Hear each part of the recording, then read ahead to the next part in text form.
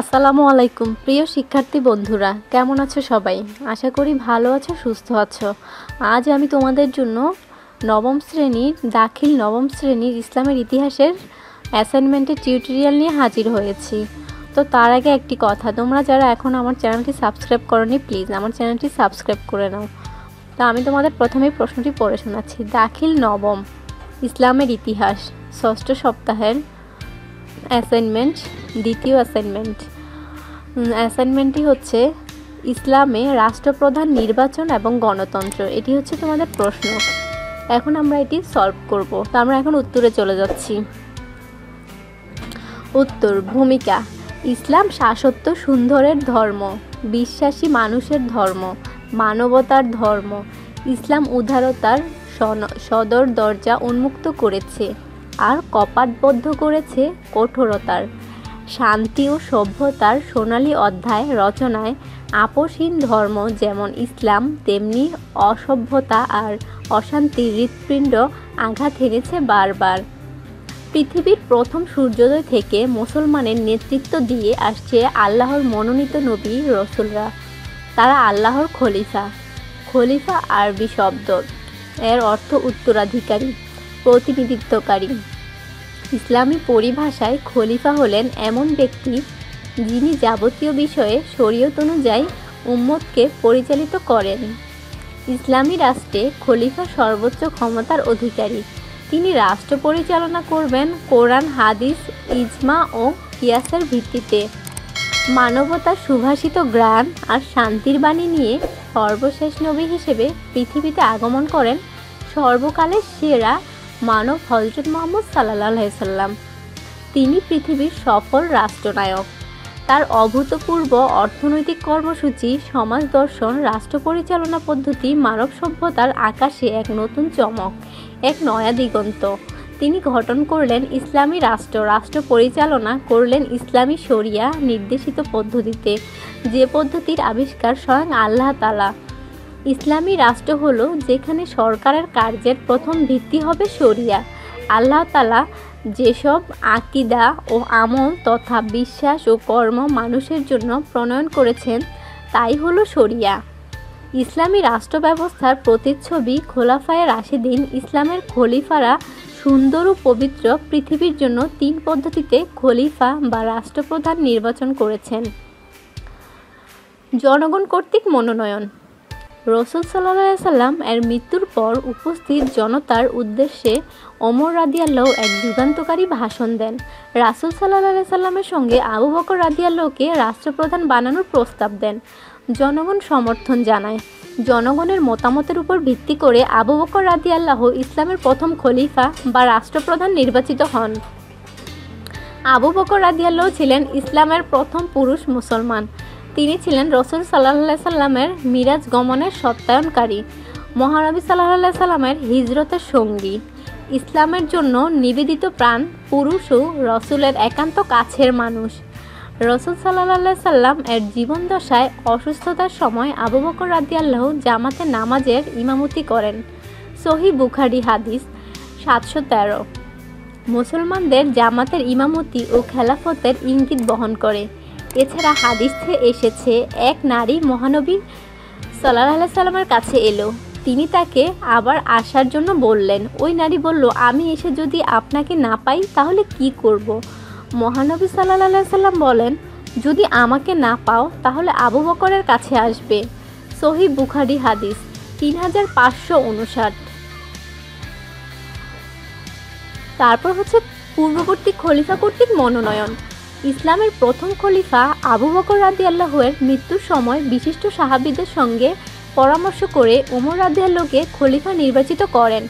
অতঃপর বিষয়টি উপস্থিত সাহাবীদের সম্মুখে উপস্থাপন করলে সবাই সম্মতি ও ঐক্যমত পোষণ করেন। তারিখে তাবারি 2/352। ওমর রাদিয়াল্লাহু ছিলেন ন্যায়ের পক্ষাবলম্বনকারী। এ কারণে তাকে ফারুক উপাধিতে ভূষিত করা হয়। আমিরুল মুমিনিন উপাধিটি সর্বপ্রথম তার ক্ষেত্রে ব্যবহৃত হয়। রসুল সাল্লাল্লাহু আলাইহি সাল্লাম বলেন, আমার পর যদি কেউ নবী হতো তাহলে সে হতো ওমর। হাদিসে বিবৃত হয়েছে, রাসূল সাল্লাল্লাহু আলাইহি সাল্লাম একবার স্বপ্নযোগে বেহেশতে যান। সেখানে ওমরের জন্য বরাদ্দকৃত প্রাসাদ দেখেন। সহিহ বুখারী হাদিস 3679। মজলিসে শুরা কর্তৃক মনোনয়ন। ওমর রাদিয়াল্লাহু আহত হওয়ার পর বিশিষ্ট সাহাবীদের সমন্বয়ে মজলিসে শুরা গঠন করেন। মজলিসে শুরায় ছিলেন আলী, ওসমান, জোবায়ের, তালহা, সাদ ও আব্দুর রহমান ইবনে আওফ রাদিয়াল্লাহু। মজলিসে শুরার সবাই ছিলেন দুনিয়ায় জান্নাতের সুসংবাদপ্রাপ্ত সাহাবী। তারা মিলে ওসমান রাদিয়াল্লাহুকে খলিফা নির্বাচিত করেন। সহিহ বুখারী হাদিস। ওসমান রাদিয়াল্লাহু নিজের সব কিছু ইসলাম ও রাসূল সাল্লাল্লাহু আলাইহি সাল্লামের জন্য উৎসর্গ করেন। তিনি ছিলেন রাসূল সাল্লাল্লাহু আলাইহি সাল্লামের 2 মেয়ের জামাতা জিন্নুরাইন।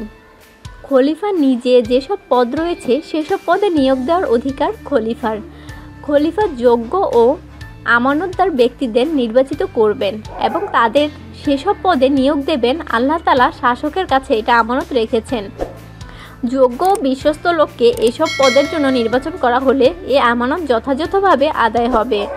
আর ইসলামের 4 জন খলিফাই শ্রেষ্ঠ সাহাবীদের বিশিষ্ট প্রদেশের গভর্নর বানিয়েছিলেন। রাসূল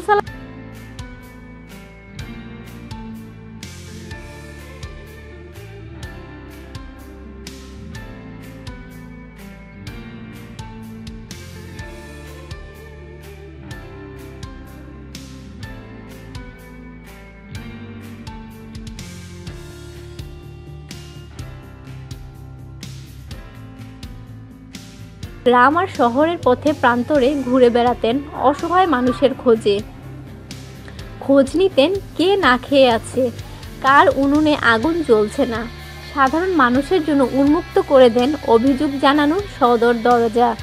তারা মানুষের ভেতরের কষ্ট আর গল্প জানতে অধীর থাকতেন। তারা বিশ্বাস করতেন দায়িত্ব পদ হচ্ছে আমানত।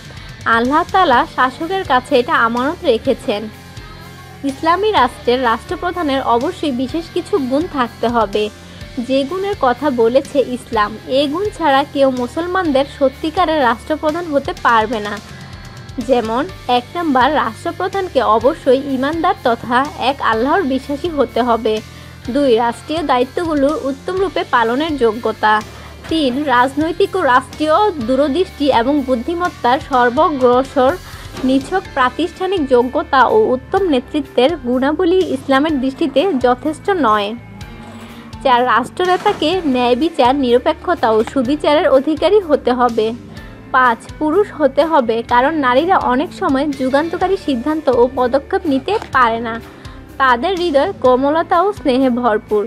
তবে আধুনিক ইসলামিক স্কলার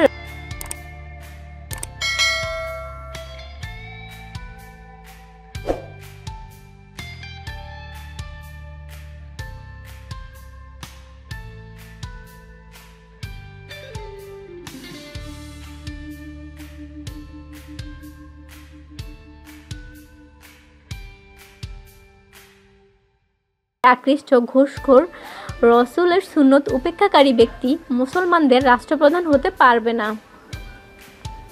গণতন্ত্র। ডেমোক্রেসি গণতন্ত্র আরবি শব্দ নয়, এটি গ্রিক ভাষার শব্দ। 2টি শব্দের সমন্বয়ে শব্দটি গঠিত। ডেমোস অর্থ সাধারণ মানুষ বা জনগণ, আর দ্বিতীয় শব্দটি হচ্ছে ক্রেটিয়া অর্থ শাসন। অতএব ডেমোক্রেসি শব্দের অর্থ হচ্ছে সাধারণ মানুষের শাসন অথবা জনগণের শাসন। 2, গণতন্ত্র ইসলামের সাথে সাংঘর্ষিক একটি তন্ত্র। এই তন্ত্রে আইন প্রণয়নের ক্ষমতা জনগণের হতে অথবা তাদের নিযুক্ত প্রতিনিধি পার্লামেন্ট সদস্যের হাতে অর্পণ করা হয়। তাই এই অন্ত্রের মাধ্যমে গায়রুল্লাহর শাসন প্রতিষ্ঠা করা হয়, বরং জনগণ ও জনপ্রতিনিধির শাসন প্রতিষ্ঠা করা হয়। এ তন্ত্রে জনপ্রতিনিধিদের সকলের একমত হওয়ার দরকার নেই, বরং অধিকাংশ সদস্য একমত হওয়ার মাধ্যমে এমন সব আইন জারি করা যায় জনগণ যেসব আইন মেনে চলতে বাধ্য। এমনকি সে আইন যদি মানব প্রকৃতি, ধর্ম, বিবেক ইত্যাদির সাথে সাংঘর্ষিক হয় তবুও। উদাহরণত এই তন্ত্রের অধীনে গর্ভপাত করা, সমকামিতা, সুদি মুনাফার বিধান জারি করা হয়েছে। ইসলামী শাসনকে বাতিল করা হয়েছে, ব্যভিচার ও মদ্যপানকে বৈধ করা হয়েছে, বরং এই তন্ত্রের মাধ্যমে ইসলাম ও ইসলামপন্থীদের প্রতিহত করা হয়। অথচ আল্লাহ তাআলা তার কিতাবে জানিয়েছেন, হুকুম বা শাসনের মালিক একমাত্র তিনি, এবং তিনিই হচ্ছেন উত্তম হুকুমদাতা বা শাসক। পক্ষান্তরে অন্যকে তার চেয়ে উত্তম বিধানদাতা কেউ নেই। আল্লাহ তাআলা বলেন, অতএব হুকুম দেওয়ার অধিকার সুউচ্চ ও সুমহান আল্লাহর জন্য। সূরা গাফির আয়াত 12। আল্লাহ তাআলা আরও বলেন, ভাবানুবাদ আল্লাহ ছাড়া কারো বিধান দেওয়ার অধিকার নেই। তিনি আদেশ দিয়েছেন যে তিনি ব্যতীত অন্য কারো ইবাদত করো না, এটাই সরল পথ, কিন্তু অধিকাংশ লোক তা জানে না। সূরা ইউসুফ আয়াত 40। আল্লাহ তাআলা আরও বলেন, আল্লাহ কি হুকুমদাতাদের শ্রেষ্ঠ নন? সূরা দিন আয়াত 8। তিনি আরও বলেন, ভাবানুবাদ বলুন, তারা কত কাল অবস্থান করেছে তা আল্লাহই ভালো জানে।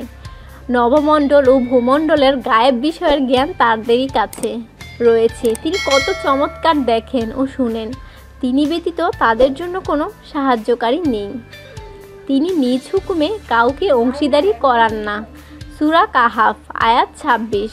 তিনি আরও বলেন, তারা কি জাহেলিয়াতের হুকুম চায়? বিশ্বাসীদের জন্য আল্লাহর চেয়ে উত্তম হুকুমদাতা আর কে? সূরা মায়েদা আয়াত 50। সো ভিউয়ার্স, আমার ভিডিওটি কেমন লাগলো? ভিডিওটি যদি ভালো লেগে থাকে তাহলে লাইক দাও, চ্যানেলটি সাবস্ক্রাইব করো এবং পরবর্তী আপডেট সবার আগে পেতে বেল বাটনটি বাজিয়ে রাখো। ধন্যবাদ।